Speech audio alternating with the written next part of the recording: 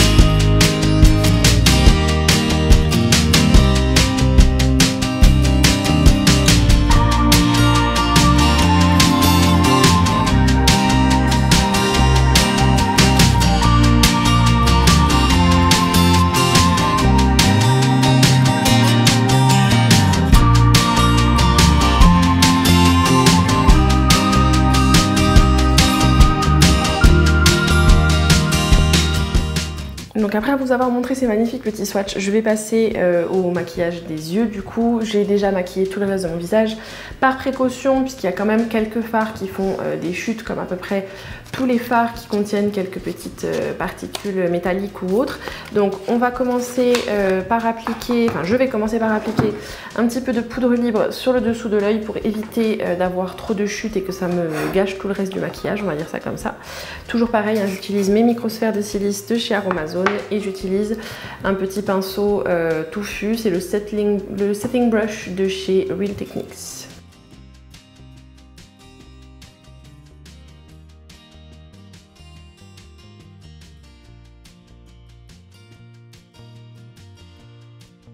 Donc voilà, je ne vais ressembler à rien pendant tout le reste de la vidéo, hein, clairement.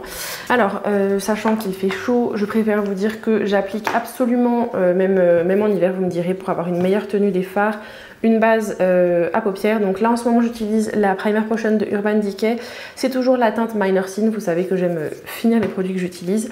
J'aime vraiment beaucoup la Primer Potion de Urban Decay depuis à peu près mes débuts en maquillage. J'aime également beaucoup, alors je me souviens plus du nom de la base, mais en tout cas, c'est la base de chez MAC qui est dans un petit tube noir, qui est vraiment très bien. Il me semble que c'est la Prep and Prime, qui est vraiment très bien également dans un petit tube. Et celle-ci est vraiment cool aussi.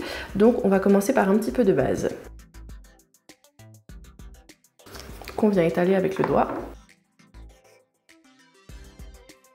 Et nous allons donc passer à cette petite merveille là. Donc clairement, je dois être honnête, je n'ai pas du tout préparé entre guillemets de maquillage particulier. J'ai déjà utilisé vraiment plutôt au quotidien pour me faire des maquillages un peu lumineux, donc en restant dans des teintes entre guillemets un petit peu sûres, façon de parler, un petit peu plus neutre en utilisant cette partie de la palette. Je vous avoue que je suis très tentée par tous les fards qui se trouvent ici. Donc à savoir que ce fard là, le fard Yama, clairement c'est mon préféré de la palette. Je crois que je l'ai à peu près utilisé à chaque fois que je me suis maquillée. Il est vraiment magnifique. Il est duochrome et il a un effet un peu vert et rose. Je ne sais pas si vous arriverez à voir là. Je vous aurais fait bien évidemment les swatchs juste avant, donc vous vous rendrez peut-être un petit peu mieux compte. Mais cette palette est juste divine. Donc je vais commencer par un fard. En fait, je ne sais pas quoi faire. Je ne sais pas si je me lance ou pas. Je pense que je vais essayer de faire un maquillage avec les fards qui se trouvent de ce côté-ci. Je vais essayer de faire un mix entre les tons chauds et les tons froids, même si je sais qu'il y a des personnes que ça dérange de faire ce genre de choses, mais j'ai bien envie de tester quelque chose. Donc je vais commencer avec un pinceau estompeur juste pour définir le creux avec la teinte Balance qui se trouve juste ici, la teinte Balance, celle-ci. Je vais y aller doucement pour pas faire un truc trop chaud non plus, mais juste pour définir mon creux et mon coin externe.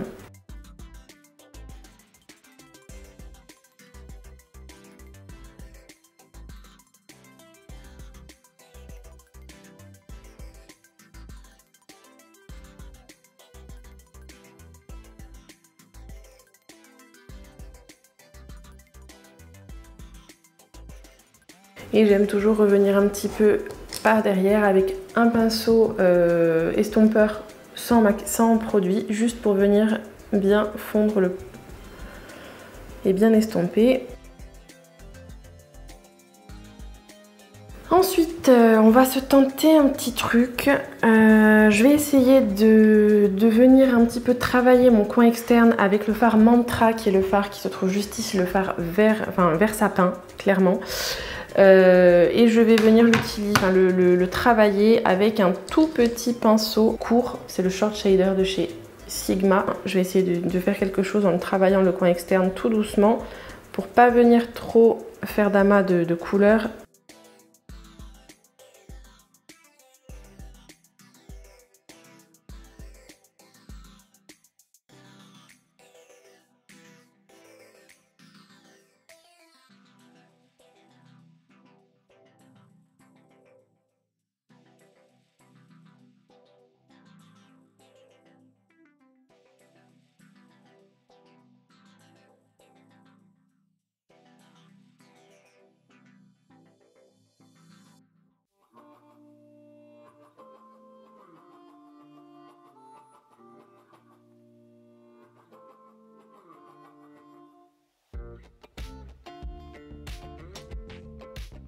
Et vous revenez au fur et à mesure en fait pour avoir jusqu'à ce que vous ayez l'intensité désirée.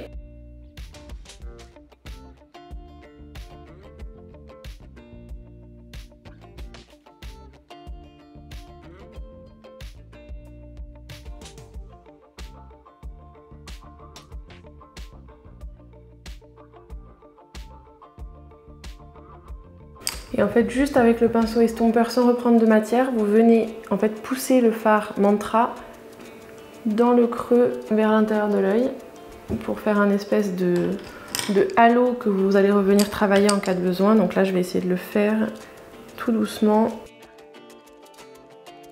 en regardant bien en bas pour viser bien dans le creux. Hop.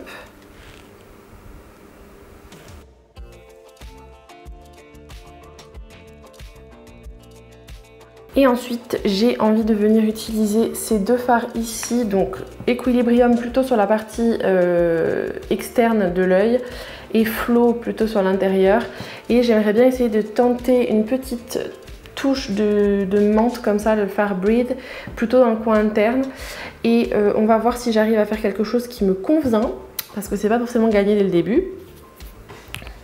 Alors par contre pour les fards Flow et Equilibrium, je vais venir les travailler au doigt et si besoin je reviendrai utiliser des pinceaux.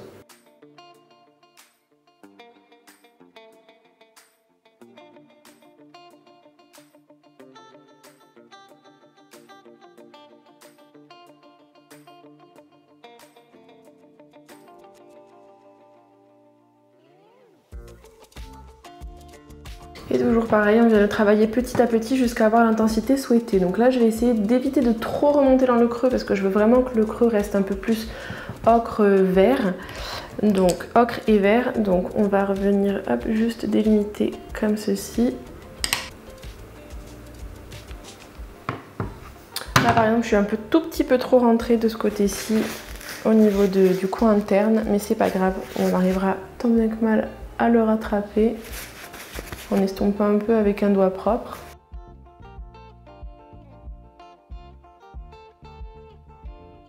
Et je vais tenter un petit peu de flow sur l'intérieur.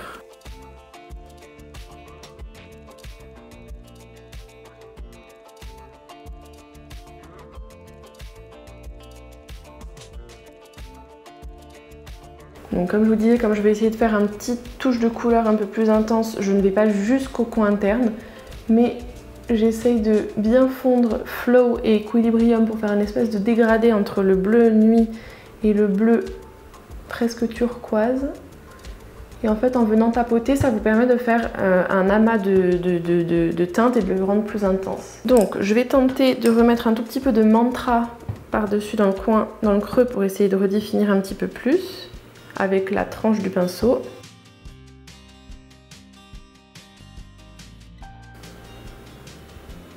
Sans reprendre du fard ocre balance du début, je viens juste remettre une petite touche de marron sur le bord.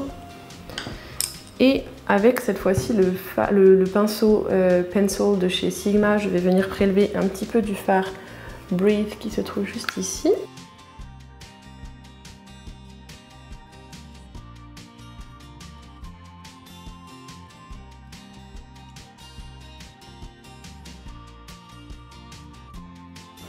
Je le remonte un tout petit peu vers le coin, enfin vers le creux pour rejoindre le fard Mantra. Et avec mon tout petit pinceau chouchou d'amour là, le tout miniature, le blending, le E36 de chez Sigma toujours, je vais venir, alors ne faites pas attention à la teinte qui est dessus, j'ai pas eu le temps de bien le nettoyer avant. Je vais venir prélever un tout petit peu du fard Relief qui est juste ici pour venir le déposer sur le bord du bord du bord.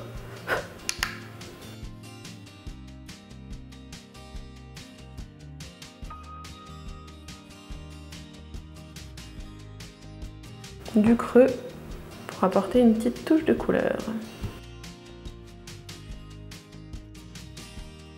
Ensuite, pour essayer de faire une petite touche de lumière, je vais prendre le fard Yama avec mon annulaire et venir le mettre au centre de ma paupière.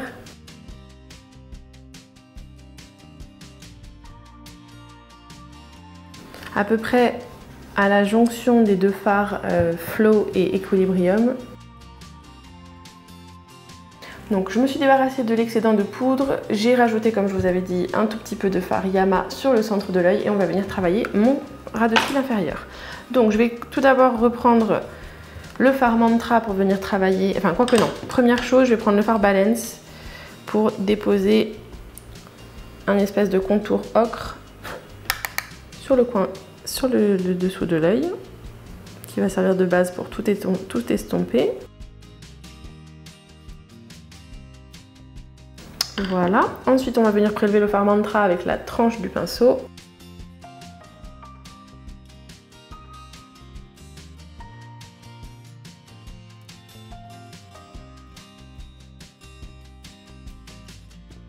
Ensuite on va venir prendre un petit peu du fard Breathe pour le mettre également en coin interne au ras de cils.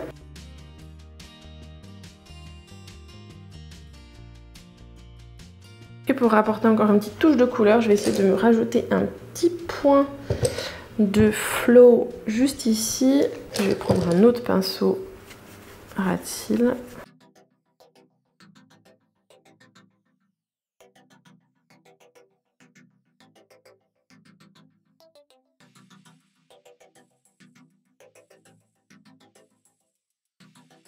Voilà donc le dessous de l'œil également fait.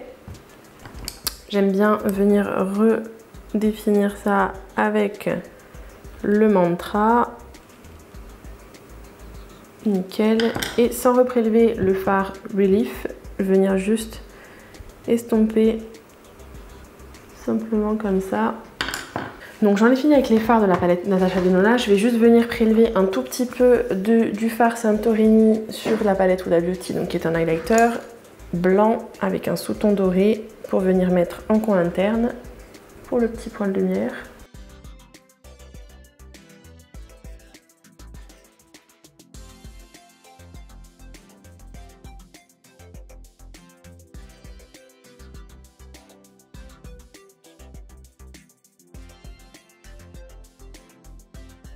Donc sur les lèvres, j'ai juste rajouté un petit peu du Olympus Lip Tint de NARS dans la teinte Orgasm, puisque c'est un très léger soupçon de fuchsia qui ressort au fur et à mesure. J'ai l'impression que c'est presque un truc évolutif. Donc voilà pour le maquillage du visage.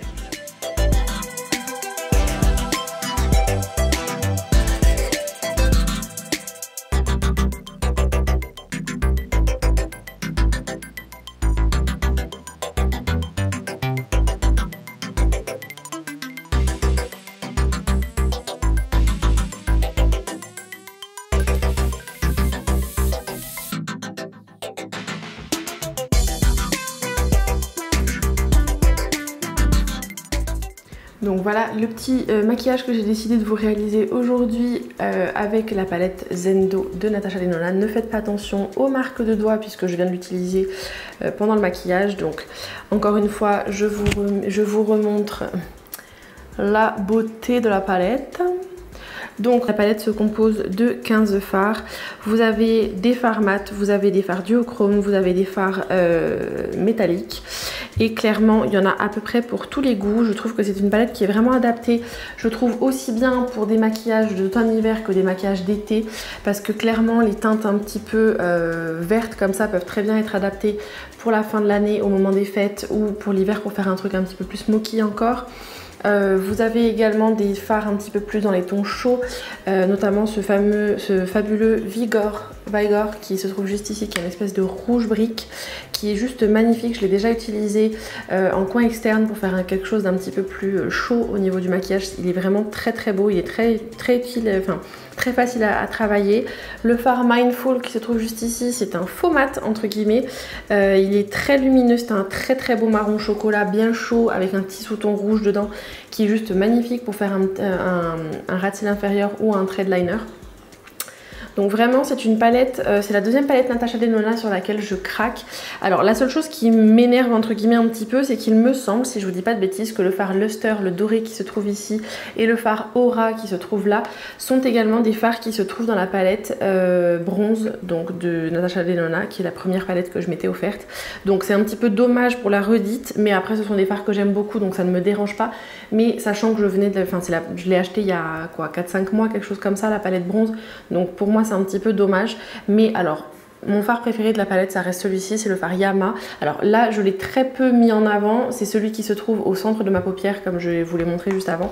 Mais cette palette est vraiment très belle. Alors, pour les personnes qui ont déjà énormément de palettes de chez Natasha Denona, je ne saurais pas vous dire si elle vaut le coup de la rajouter à la collection. Pour la qualité des fards, je vous dirais oui. Après, ça reste quand même des palettes qui sont assez coûteuses parce que si je vous dis pas de bêtises, il me semble qu'elle est à 69 € hors promo, puisqu'il me semble que je crois que je l'ai payé 39 € avec ma carte cadeau gold, donc ça doit être ça. Je crois qu'elle est à 69 € hors promotion. Alors, contrairement à ce que je pensais, la marque Natasha Denona n'est pas une marque exclue, donc vous pouvez l'utiliser, enfin vous pouvez bénéficier des moins 25% même en dehors des journées gold. Donc c'est toujours à noter si vous n'êtes pas cliente gold. Vous pouvez quand même bénéficier des moins 25% sur la marque Natasha Denona. Je n'ai pas encore testé les produits pour le teint, bien que les blushs me tentent énormément. Donc on verra si je me laisse tenter, mais en tout cas, je serais très... du coup, je suis très emballée à l'idée de peut-être me prendre la mini Zendo, parce que c'est une palette qui est restée un peu inspirée, donc la grande Zendo, parce que notamment vous avez les fards qui se trouvent ici qui sont un petit peu dans les tons verts, qui rappellent un petit peu les fards qui étaient dans la mini Zendo. Mais après avoir vu quelques swatchs de la mini Zendo, je sais qu'il n'y a pas de redite dans cette palette là, donc à voir pour avoir un petit complément, pour que ça reste dans un petit peu le même esprit.